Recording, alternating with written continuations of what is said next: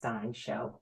I'm your host, Dr. Celeste Stein, and I am so delighted for you to join me today as we prepare to hear from my special guest, Dr. Melody McLeod, who is the first Black woman to establish an obstetrician gynecologist practice in DeKalb County, Georgia. Dr. McLeod is an amazing trailblazer who specializes in taking care of women in her community and looking after their reproductive health, pregnancies, and deliveries. She is also known for her work as an author, public speaker, and media consultant. Dr. McLeod, it is certainly an honor to have you join me today. Thanks so much for being here. Oh, Dr. Stein, thank you for having me. It's my honor and my pleasure to join you on this lovely day. Thank you so much. You're quite welcome. And we're going to begin by delving into women's health in particular today and unfolding some of the information that I've been able to review regarding your new book, Black Women's Wellness. And you've got this guide to health, sex, and phenomenal living. But before we go there, I'd like to start by asking you about your journey as a health professional. And just wanted to, start by asking you what made you decide to, become a doctor in the first place? Well, I think the first feeling I had about becoming a physician was when I was a little girl. Uh, I actually had at that time, and we're talking decades ago, I had a Black female pediatrician.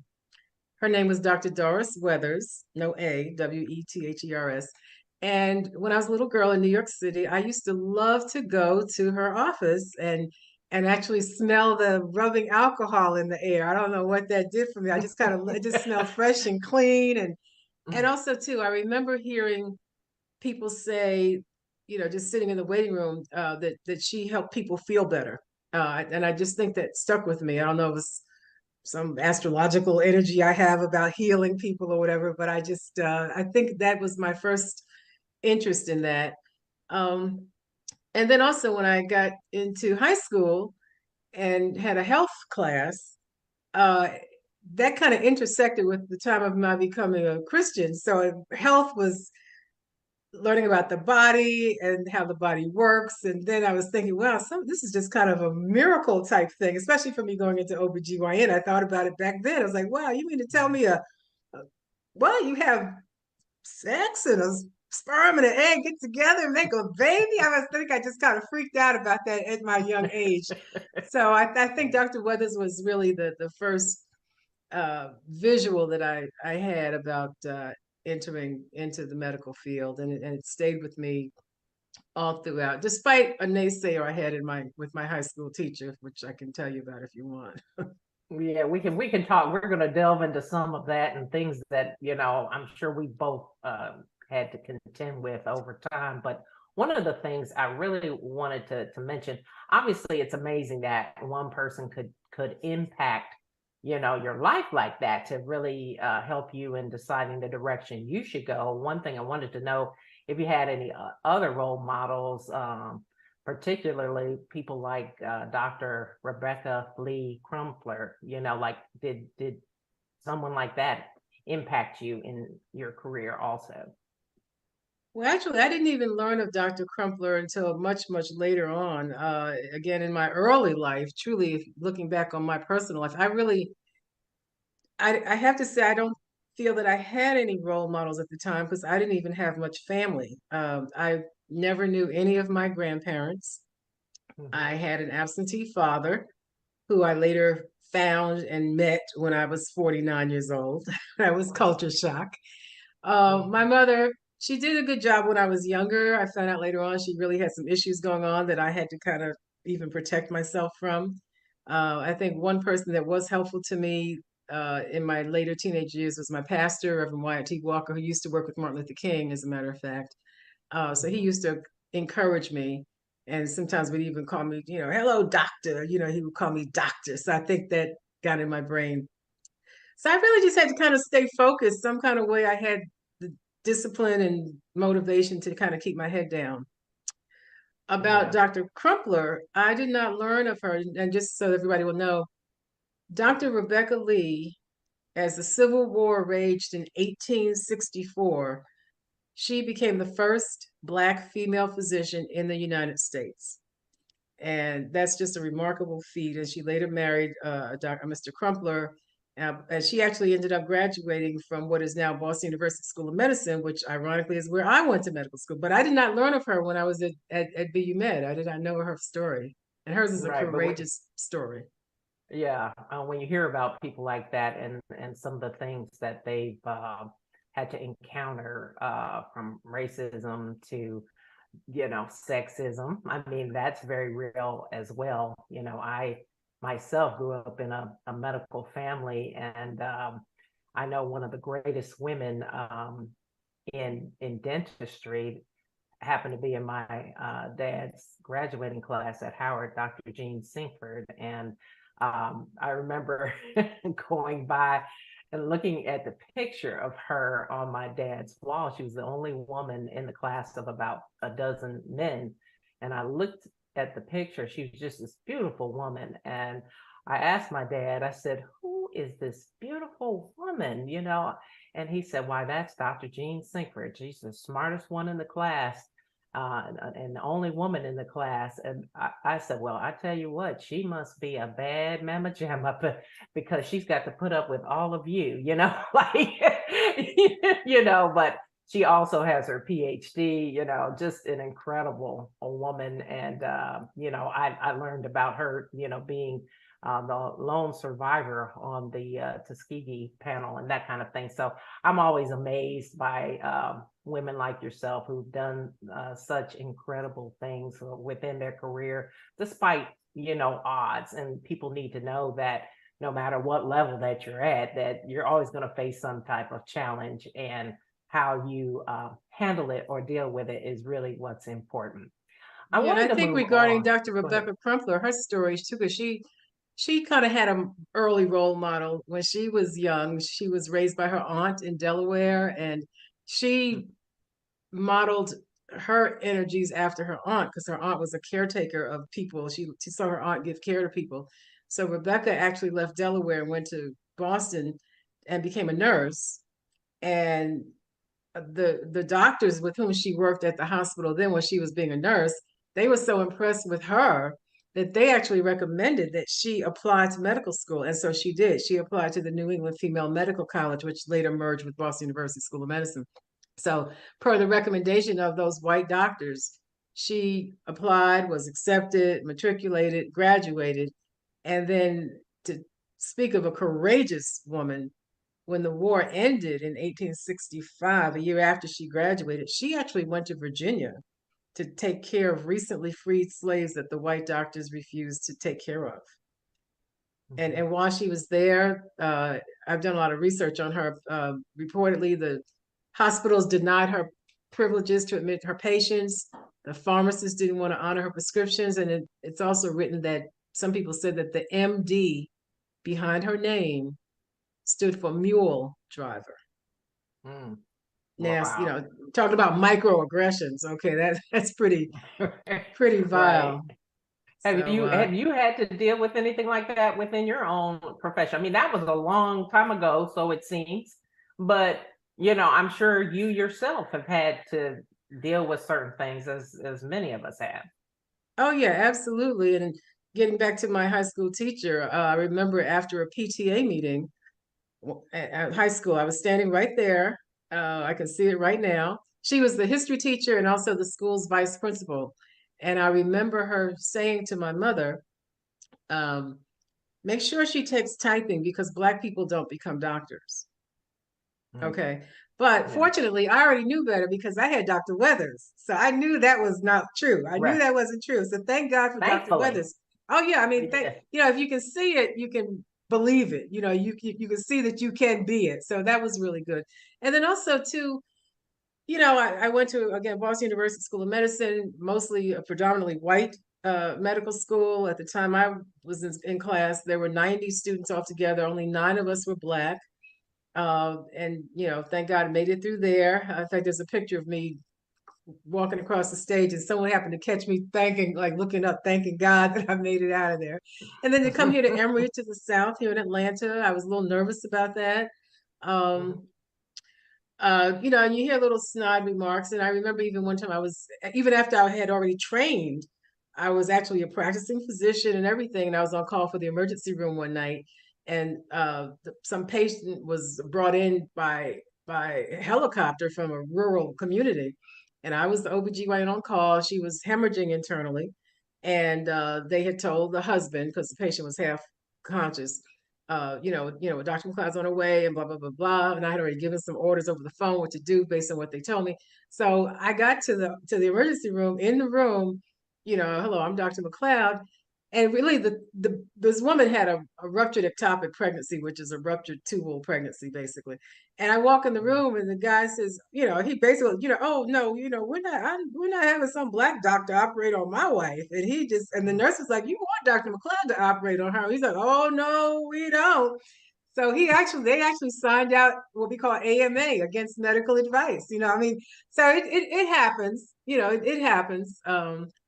Yeah, I mean, it's kind of hard to believe, in the 21st century, but that, leads me into sort of an interesting statistic I found. According to some of the research I found on Zippia, the career experts, there are currently 23,154 OBGYNs, with 82% being women and 14.8% being men.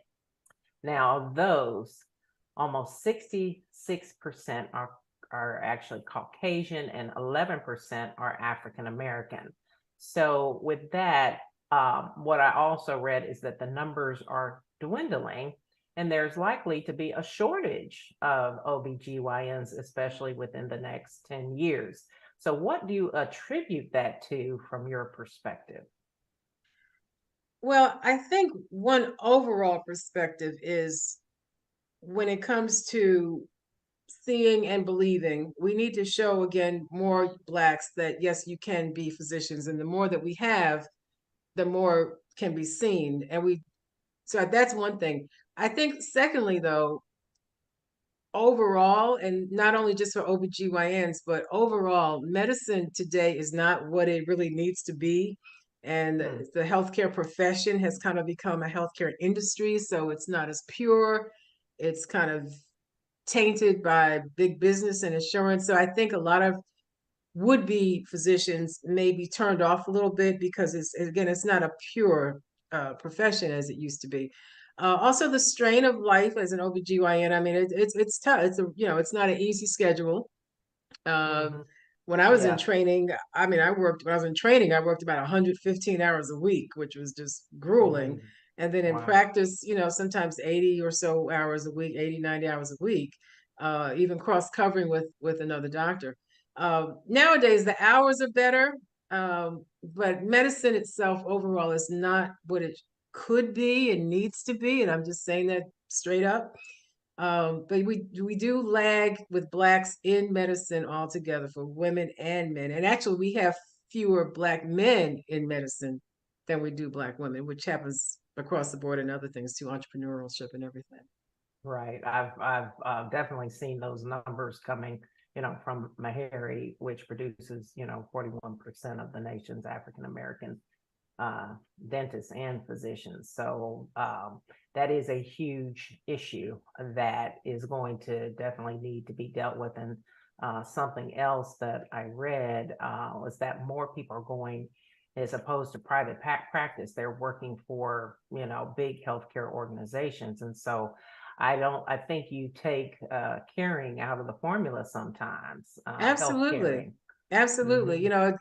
It's tough now for people who are still in private practices or trying to hold on to their private practice. If you're not part of that big hospital conglomerate that's in bed with the insurance companies, the Right. private community physicians are really being kind of locked out, or they may not get the same compensation deal. It's an unfair practice right now. Right. It's the machine. I It's remember my father fighting vehemently against that because I think he saw the future like that it was going to no longer be about people's Patient care. lives and Yeah, caring about people and yeah. more about the dollars. And that I don't know where we're headed with this, but I did want to ask you, uh, not having enough OBGYNs, in the future, what kind of impact might that have on our communities? Well, OB is where everything starts because it's from birth that we all begin. So we need obstetricians. To not have enough OBGYNs in any community is going to affect women's health care in general. A lot of people may, sometimes a family practitioner may do some obstetrical work, but still there's a specialty training that we go through as OBGYNs, and that cannot be negated or it should not be minimized. It shouldn't be overlooked. And it's something that we really need to make sure we encourage people to keep going into, because maternal care is where it all starts. You know, how you are taken care of, and how you are treated, how you receive care as a pregnant woman, that leads to how well the baby is going to do. You know, if you have better care and you start your prenatal care early, you don't wait till you're already, in your late second or third trimester, you start prenatal care early. The earlier you start prenatal care, the better off the mother is going to be, and most likely the better off the baby's going to be. So we need doctors to be in place so that the women will have a safe place and a healthy place to get that medical care, from day one. And even pregnancy counseling is important to know your medical history, go over that with the OBGYN doctor, what risks you face. So it's a wide thing, and we need OB doctors to be present and more doctors to enter the field. Most definitely. We're going to take a quick break, a little commercial break here. When we come back, we're going to talk with Dr. Melody McLeod about her newly released book, Black Women's Wellness. You've Got This. It's a guide to health, sex, and phenomenal living. We'll be back right after this. A lot of things have come to a screeching halt due to COVID-19, but you should know that the court system in Tennessee is still open and holding in-person hearings for orders of protection and other types of abuse cases. If you have a hearing date, double check on where your hearing will be held.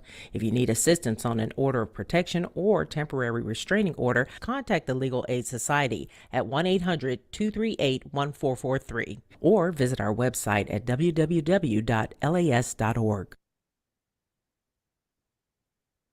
And welcome back. You're listening to the Celeste Stein Show, and I'm here with Dr. Melody McLeod, an obstetrician gynecologist who is here for a candid discussion on women's health.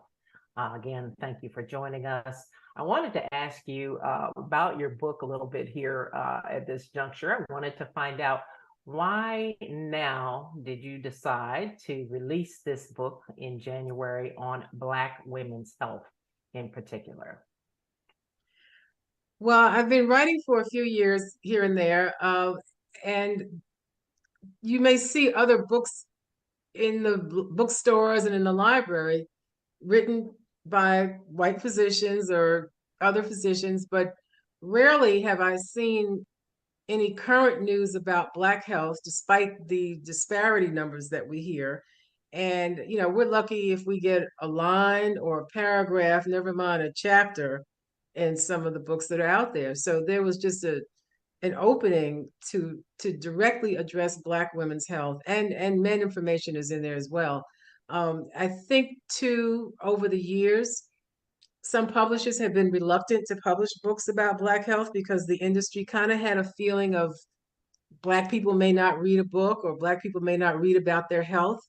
But I can say that with COVID, and the terrible condition and life-stealing disease that COVID has been, it has really caused many more people to say, you know what, maybe I need to pay more attention to my health. And I think so people are more aware, they need to pay attention to it, they know they need to pay attention to it. And I'm grateful to the publisher, Sounds True, because they recognized that there is a need to get the message out there to help Black women have a resource that they can turn to reference. Because sometimes people are reluctant to go to the doctor. I don't want to go, I don't want to find out, I'm afraid. well, mama just said try this, so I'm just gonna pray about it. But sometimes when symptoms start popping up, Right. even just to have a reference, even to kind of push you through that fear, maybe it's good to have a reference book to read about some things and learn about yourself. And I get into family history. I have a checklist in there to look at your family history. I start out with that early in the book, to start out, I have a whole list of diseases and, mother, father, sister, brother, cousins, etc. Right. So, Well, some men, I tell you, something has to almost be falling off for them to go to the doctor. And women, as caregivers, we're the ones that, we're, typically, I'm the one that's making the appointments and getting people into the doctor. And I just worry, that what's going to happen if you don't have people who are, paying attention here and leading the family in the right direction as far as caregiving goes. And so that's going to lead us to a discussion on a whole thing as it relates to children and COVID. We're going to talk about that in just a minute, but I wanted to continue about the book. What would you say is the status on Black women's health today? Are things improving, or have things actually taken a turn for the worse following the COVID pandemic? oh my, well, COVID has again affected everybody in a negative way, but I think with regard to Black health data, and in fact, I have a whole bunch of it. I have a section in every chapter, Black women's health in focus. Okay, depending on what the topic might be. It might be heart disease, it might be lung diseases, it might be GYN issues. So overall, yeah, we have the highest mortality rate from heart disease. We have the highest death rate from stroke of all women. 38%, 38 deaths per 100,000 for Blacks compared to 22,000 for whites. We have the highest mortality from breast, lung, and other cancers. White women may get breast cancer more frequently, but Black women still die from it more frequently. Right. Maternal mortality, you've heard a lot about that in the news in the last couple of years. Maternal mortality we are really, really in bad shape with that. And a lot of that is because we don't get to the doctor right away. And I'm just going to show you quickly. Actually, you can see this graph kind of, Yeah. This is Black, excuse my nails. This is Black women right here.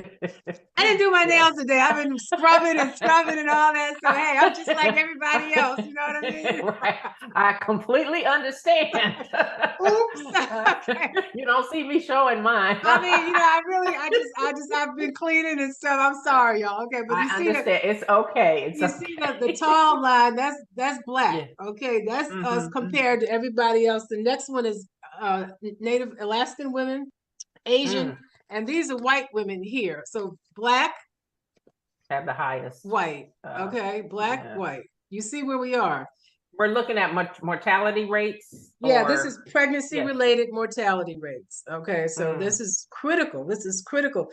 And also too, and I have here about infant mortality. We have twice the rate of infant deaths compared to whites. We have 11 infant mortalities compared to 4 for whites. And in the book, I say our goal with this book even isn't to be more like white people, is to be healthier Black women. Okay, that's our goal, to be healthier. To be healthy. I mean, to not try to be like anybody else. No, but we just need to be healthier for ourselves. Exactly. We need to be healthier for ourselves. Well, and infant mortality can be reduced by early prenatal care. You have to, we need to get in there and get that early prenatal care, because we can pick up on hypertension, diabetes, fetal anomalies. Babies may have a heart issue. So getting those regular appointments early is really critical to help prevent pregnancy-related mortality. Well, while I know, getting into, seek care is one part of it. I also wanted to ask, how much of actually being able to receive care, as we've heard a lot about health equity and disparities in healthcare amongst African Americans and other minorities, or even people who live in, Appalachia or rural communities, not actually having access to healthcare. I was, part of a group that helped initiate a clinic in an area that had no dental care. That's like a Mm. little over an hour, just a little over an hour outside of Nashville.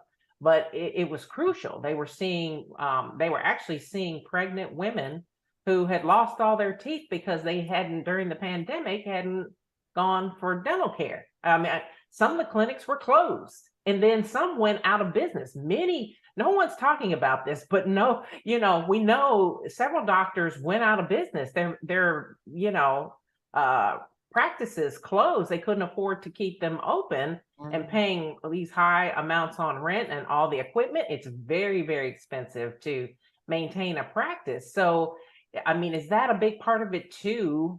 Not just us seeking care, but not even being able to receive care after the pandemic. I mean, are you seeing that in the greater Atlanta area? Yeah, we have a good number of physicians here, in the metro area, but surely the rural communities kind of just outside the metro area. Yeah, there are fewer physicians. Some of the clinics even have closed down, clinics that were serving poor and underserved populations. They've closed Right. down. Sometimes Completely people, or just temporarily?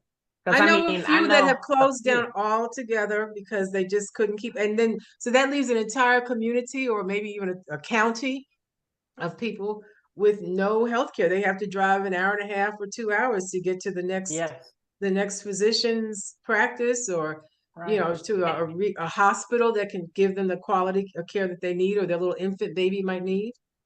Right. And you think transportation is not a given anymore. I mean, a lot of things were discontinued. I mean, supply chain issues, people are like, it's twice as much to buy a used vehicle. So this Mhm. is really something we haven't even begun to see the impact, I think, of. And as time goes on, we're certainly going to need to talk more about this. But we're going to take another quick break. And when we come back, please stay tuned. We're actually going to touch on Roe v. Wade. So we'll be back right after this. When it comes to relationships, there are some obvious signs you can use to spot someone who might be abusive. First, they have a tendency to want to rush into a relationship. They may also show signs of jealousy and mistrust, and you could find they expect you to be perfect and will try to cut you off from other important relationships. They could also be abusive towards animals and children. To learn more about the signs of dangerous individuals and how you can identify and avoid unhealthy relationships, contact the Legal Aid Society at 1-800-238-1443. It's important. I talk And about domestic welcome violence in back. the book. Mhm.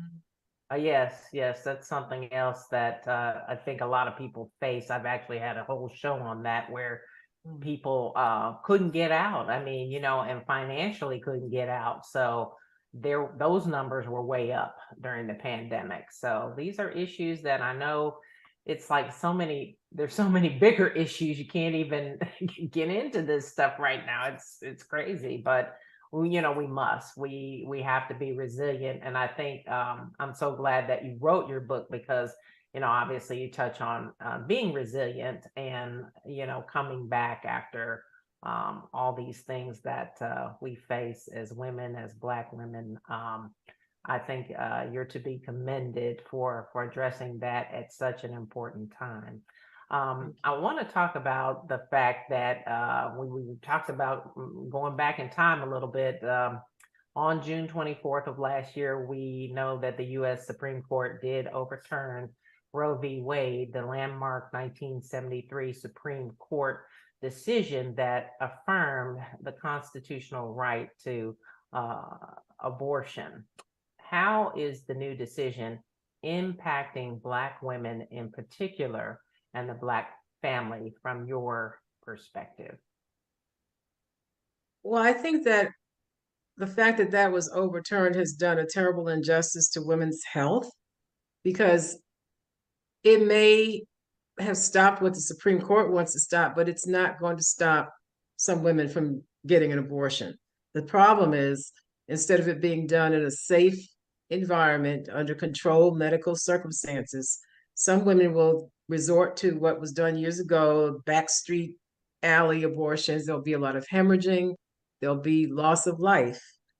Um, and sometimes with women, and a lot of times the people who seek abortions, in fact, may already have a family or they may already have children, but for whatever reason, they may decide, I this another child right now is not what they want to do or feel that what they want to have. And so I think for legislators to say what a woman should or should not do within something in her body, it is going to impact women's health and safety. It's endangering women's health is the bottom line, truthfully. Yeah. People can And choose what they want to do, but I think for someone to legislate that a woman can't do something with her own body is going to lead to more female mortality and morbidity and even death and hemorrhage. yeah, I don't know. I feel like politics should just be kept out of healthcare I altogether. think But we've women only, seen I don't think any men should get to vote on any female related health issues. That's what I think. they just don't know, They just don't quite understand the mechanics. Yeah, well, that's a whole hairy can of worms I'm going to stay away from, but I mean, I just think, no, I do think it's true. if it's a women's health issue in the legislature, I think only let the female legislators vote on that. Just you can only understand as a woman, right? I tell you what. We touched on infant mortality rates. I want to give a quick statistic I found. EconoFact reports that the U.S. birth rate has actually fallen 20% since 2007. So the largest decline is among Black and Hispanic women at 9%. And since the Great Recession of 2007, this steady decline has continued, which in the past has typically recovered when the economy recovered, but not this time.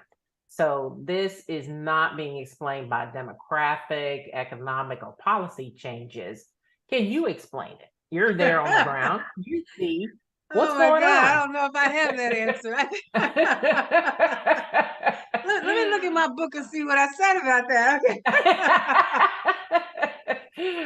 Yeah, I I think mean, with regard to Black women, and it's kind of, I think in a way it's kind of a mixed bag because sometimes we are seeing uh, more younger people having babies maybe before they're really ready, but at the same time we do see more single women going on and getting their education, uh, and they're becoming business owners or they're going off with high degrees, trying to get to the C executive suite in the corporate office. So sometimes again people may put well, marriage numbers are down, you know, tremendously, unfortunately. But a lot of women are just going on with their careers because one, they may not be able to find a spouse, or two, because they don't have that, they're like, I'm just going to go ahead and buckle down and get my degree and get a job and grow my business. So they may be putting off childbearing much later and not having as many babies. Also, in the white community too, they say too that the numbers of births have gone down. And in fact, that gets into right. the So whole political overall, thing of so it's kind of a national thing, and that the numbers are going down with regard to new babies being born. Um, but I think a lot of Black women many of them are going on with school and getting a job because again, marriage stats are so low too. It's like, I need to do something to make sure I'm taking care of myself. right, absolutely. And when we talk about taking care of oneself, women do tend to be the caregivers, as we've discussed. And we often will take care of others, before we Before even we take take care care of of ourselves. ourselves.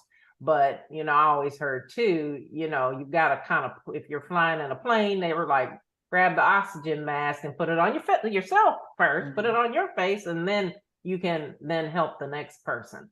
Well, the same thing when it comes to our families, but I'm seeing women appear, depleted more than ever before. It seems like it was already getting to be a lot. as a working woman taking care of a family, people are disjointed. People are, they're not staying in the same communities. They're moving away for school, or they get married and move away. And so that core unit of family caretakers and people that you could rely on, it's not there anymore. And so people seem overwhelmed, kind of tired. What observations have you made regarding women's health and wellness, and how women are faring when it comes to taking care of themselves, post pandemic? Yes, well, and again, I do mention that in the book too, because like you said, we have to take care of ourselves. And women, yes, we are the caretaker of the family for the most part when it comes to, Hmm. honey, you that doesn't look we are taking you to the doctor, or the kids, Right, that so that's how it is. I mean, it's just how it is, really. The women basically take care of the home and direct the medical appointments. And we're so busy extending ourselves and giving of ourselves. And, we can think of a whole bunch of different things at one time that has to be handled. And a lot of it's that we're handling for other people. And we may not take time for ourselves to just take a chance to exhale. In fact, last night I was on the phone with a friend of mine and I was worried about her. She's actually she's adopted her niece because that mother passed and the niece is 16 and it's just a bit much.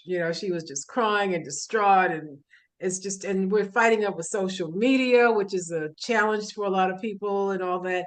So you have to allow yourself to take time for yourself, and it's not being selfish if you just say, listen, I just need a moment, or I just need this afternoon, or I need today. Okay, go right, do something. Can you cook tonight? Can you take the kids? Or I just need this day. And you need to take some time and find what you enjoy.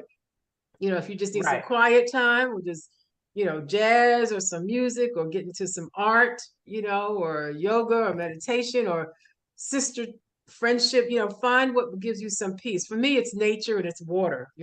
I love water. Waters that just right. that's my zen. So you've got to take time for yourself. It's okay to do that. Give yourself permission to take care of yourself as well. Right. Absolutely. I think sometimes I have a lot of friends that tend to feel guilty, when it comes to, taking that little time out, going to the gym or what have you. And so it leads to one bad habit after another, though, when you don't, you'll gain weight. You won't de-stress. And so you'll always seem like you're angry about something, all these things happen, and you've got to, I mean, it's, for me, the older I get, the more I know it's a necessity, that you have to really take time out for yourself. And it's not an easy thing to do when you really are, devoted and really want to see the well-being of others. It's not easy, but Yeah, and in fact, you my have friend that I to. was talking to last night, she actually is a minister. She's a preacher. So people Mhm. are pulling on her all the time. She's in a small community. She's not here local. She's in a small kind of rural community, and so she was saying, people were saying, well, Reverend, I need you to talk about this, but I need prayer about this. I need, and I told her, I said, you know what, you might need to just tell. I said, listen, y'all, right now I need some prayer. Okay, she needs it. Yeah, it's like, hold on, wait a Yeah, like minute, right now, the, Hey, the preacher needs a little help right now. Okay, you right. just have to. Absolutely, absolutely. Well, let's talk for a moment again about health equity. It's duly noted that African Americans, Hispanics, and Native Americans in particular have not had the same access to healthcare as others. Do you see this as primarily an economic issue, or is there a lot more to it than that? I think economics has something to do with it. I think with the Native American people, God bless the Native American people. That they are hanging in as best they can, but they really have not been treated fairly here in this country. They don't have the resources nearby. The government, in many ways, has overlooked their needs and doesn't provide services where they are. So, and they're making do as best they can. Um, for the Black community, there are food deserts. There are things that are lacking in the Black communities that could we need to better our health. And then too, we have to make sure that we make use of the things that are available. I mean, here in Atlanta where I lived, in fact, years ago, on the people were saying, "Oh, we need grocery stores with fresh food. We need bookstores. We need this, that, and the other." And so finally, some developers actually developed a particular area, and they put a big bookstore there, and they actually had a good grocery store there. And do you know that the only thing really that has survived there is Mm. a particular restaurant and the hair supply place, Oh my goodness. the beauty Well, supply. Okay, they are thriving. yeah. In fact, they bought or renting up their another space that belonged to part of the bookstore. So, we have to make use of what's there for us for our good to better our community. And I'm a proponent of that.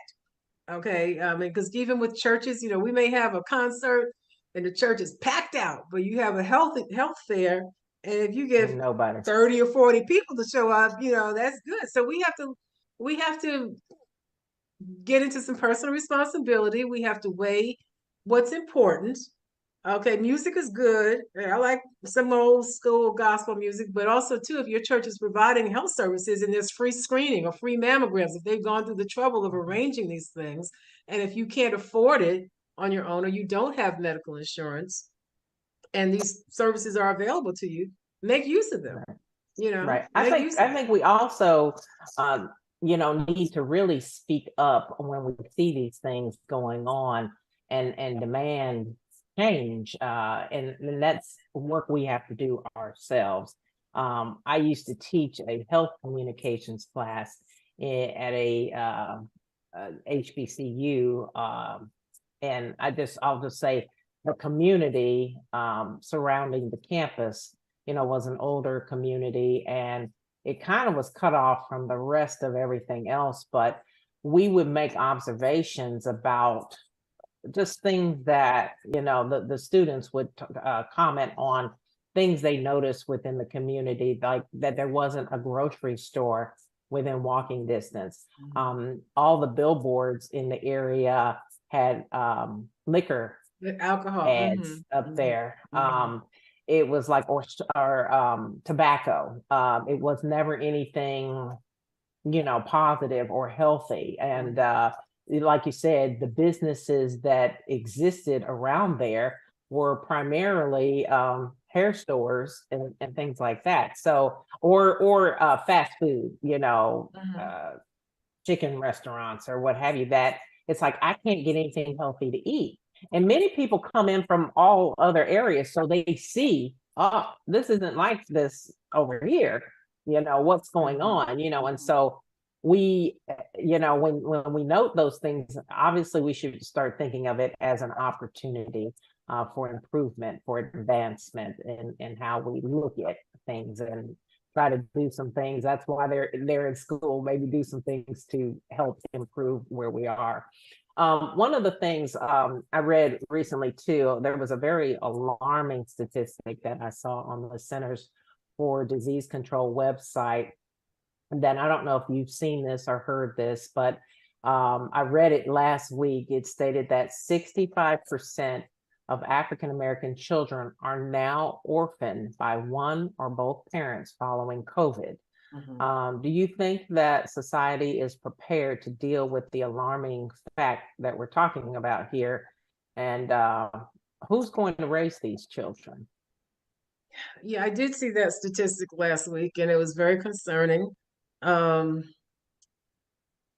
Again, I think that really just speaks to, again, how we really need to make sure one and both parents are, one, unified in taking care of the family, unified in realizing that you do have to take care of your health, unified in getting your kids checked out, and for yourself, again, because if they lost a parent, maybe someone had a pre-existing condition that they had been tending to.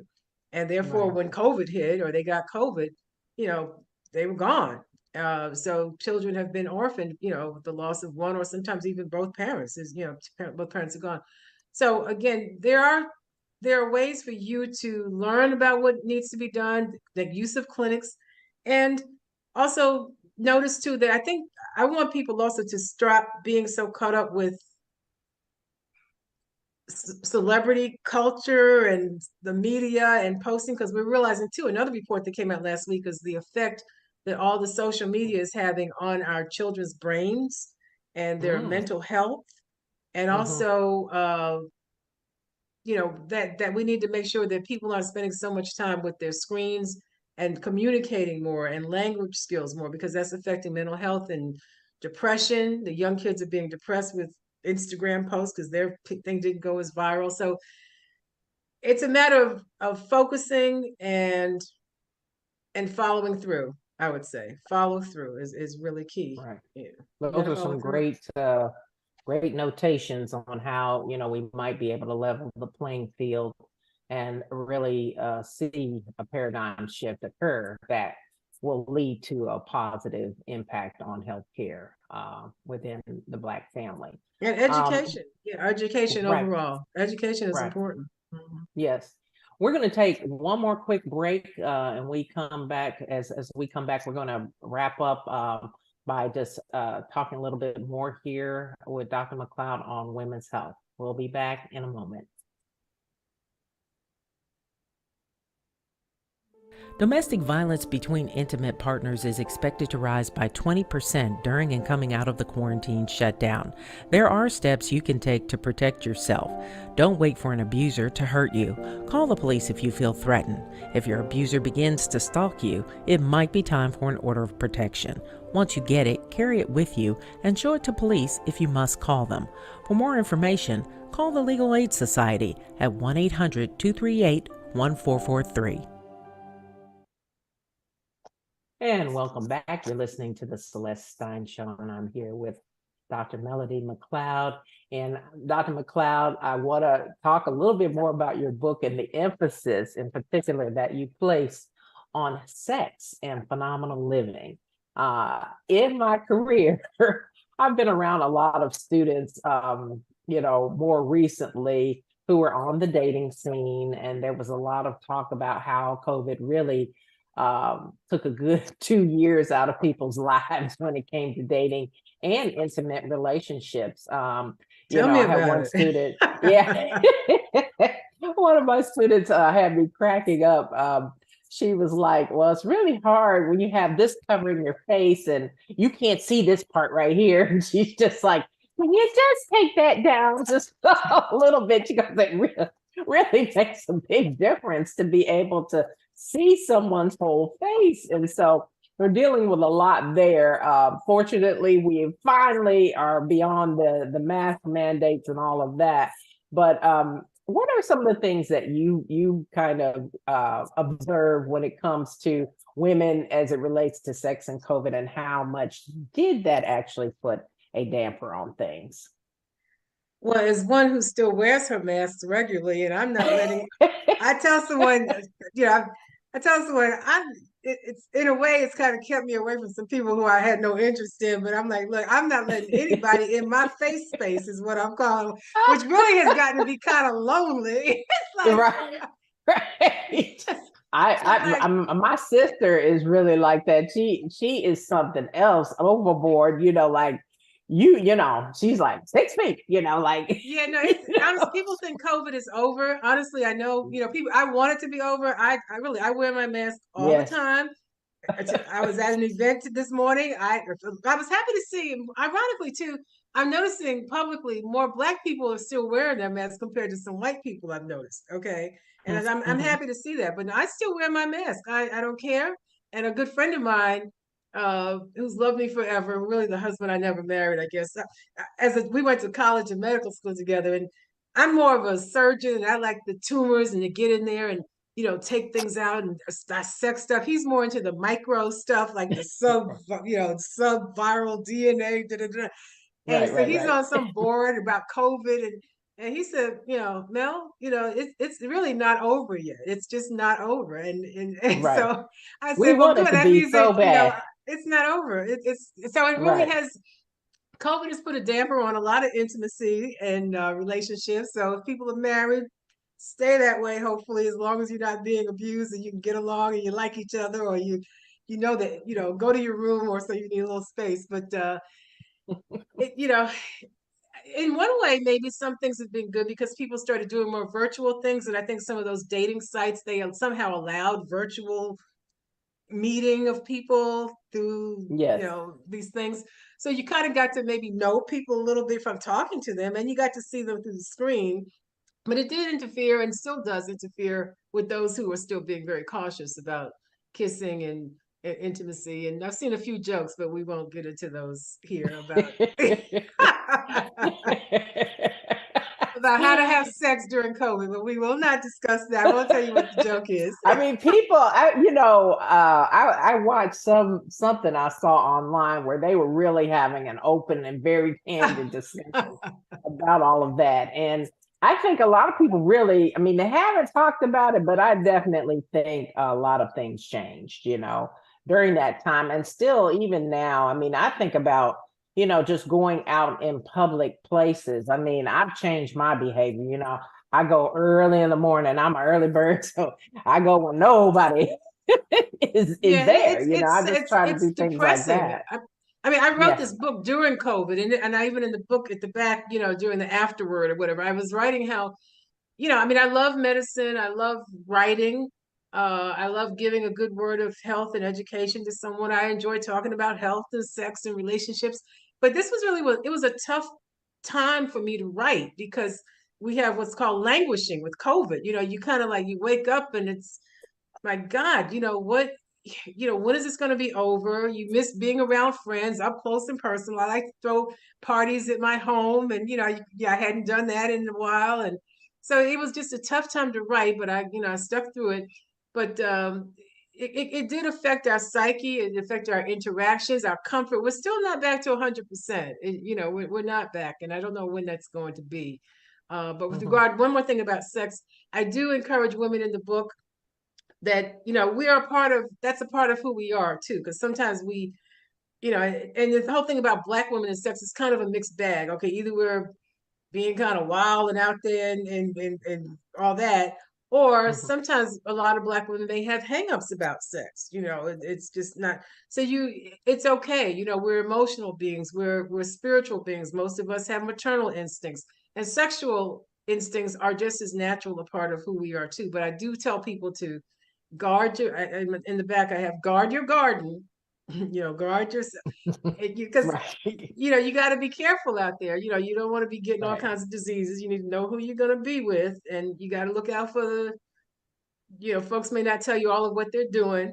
Mhm. And the reason why we have HIV/AIDS the highest in the Black community, Black females are still the fastest growing demographic of HIV/AIDS cases. And truthfully, if I may just Mhm. quickly say, the reason for that is, and I want you ladies to listen up, and you men too, is purely hetero women are having sex with men on the down low that aren't telling them that they go both ways. Okay. And they're Mhm. infecting these women. And that's why we have a high number of Black women, purely hetero women, with the highest number of HIV/AIDS cases that are new in our society today. So be careful out there. Right. Well, one thing you said, women need to take care of themselves, and I know we're almost out of time, but I really want to touch on this point. I think in the African American community in particular, I used to date someone who was a psychologist, and it was this running joke. It's like Black people don't go to therapy. I mean, but I'm hearing more and more about that, and people, when we say take care of ourselves, how much emphasis are you placing on, seeking professional help at this time? Oh, totally. And therapy is so important. And I think too with Blacks, most Blacks are Christians. So it's kind of like, I've got God. I don't need to talk to some therapist, or I'm Right. just going to pray it through. But, Right. no. I mean, prayer is good. I believe in prayer. But, sometimes it's good to go and talk to someone. And that's for men, women, and men. Okay. Because men may not want to go. But it's just so healing and helpful to go and flesh out some of that stuff and get it out. And the therapist can help you kind of peel back some of those onions on those painful issues in your life that are hurting you and draining you and hurting your relationships. And I even get into some things about narcissistic personality disorder and borderline person. There are a lot. That's a whole other show if we can do that again, because mental health Right. and also racism, Absolutely. the effect of racism on mental health is an issue Oh, too. yes. Microaggressions. You touched on some serious topics today that could go on. We could go on because And it's they're all not really in being here, believe addressed. it or not. Yeah. I really did cover it all. It's all the physical stuff, but I also get into mental health, microaggressions, societal stress, and Black women's health, the rejection connection. Why do we fare so poorly? I say it's not only lack of access to insurance or lack of medical services. I say some of the societal stress, this microaggression, the stuff we take that's thrust upon us, that's affecting our cortisol and our heart disease and our hypertension, and that's causing us to have higher stress, which is giving us issues that can lead to higher death rates. That I have a chart in the societal stress and Black women's health, the rejection connection, and check it out. Absolutely. Well, this has been some great information, a wealth of information, certainly great advice. Dr. McLeod, it has certainly been a pleasure having you on today. Thank you so much for joining us. And if people would like to get more information, they can find your book on Amazon. And I think it's wherever books are sold, Amazon, Barnes and Noble, your independent bookstore, Target, Walmart. And if they don't have it, you call them and tell them to get it in, but it's available wherever books are sold. But Amazon, you go on, click right now. Make it number one. Right. That's right. Well, thank you again for joining me. That's all the time we do have for now. I'm your host, Dr. Celeste Stein. We'll see you again in 2 weeks. Go out there and make it a great day.